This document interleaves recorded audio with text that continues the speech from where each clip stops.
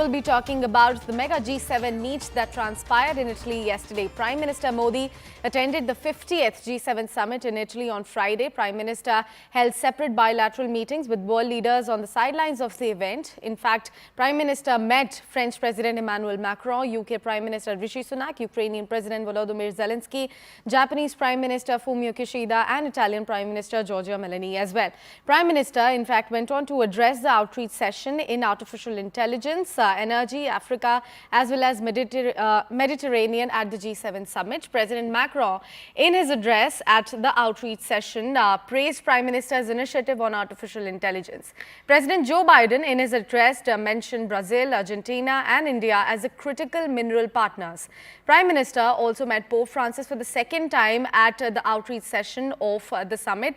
And if we go on and talk about Prime Minister's mega G7 address and some of the points that he accentuated upon.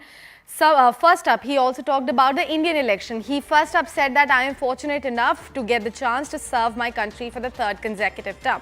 Moving on, he then went on to say that this happened for the first time in last 6 decades in India.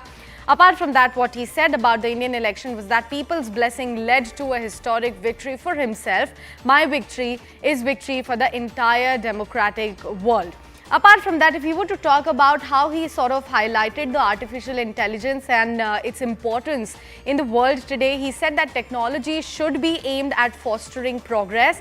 India believes in basic mantra for artificial intelligence for all. But something very crucial that he also highlighted was that artificial intelligence must be entirely transparent, fair, secure, as well as should be used with utmost responsibility. Now, if you were to talk about how Prime Minister sort of gave a push to the South concerns, the Global South, in fact, he went on to say that the concerns of the Global South must be prioritized and India has always given high priority to Africa, an example of which we in fact saw when G20 was held in India last year as well.